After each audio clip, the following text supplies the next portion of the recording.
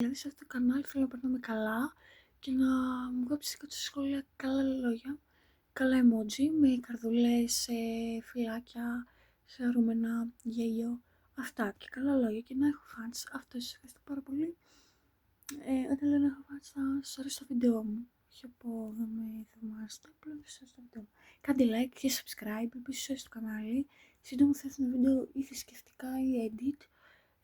Θα έρθω όμως και edit. Αυτά. Κάντε subscribe. Bye.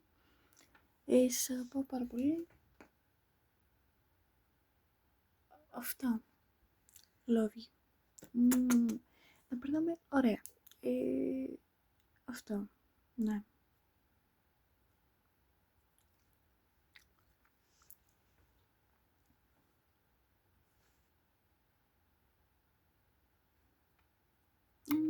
Σας στείλω την αγάπη μου και τα φιλιά μου. Bye.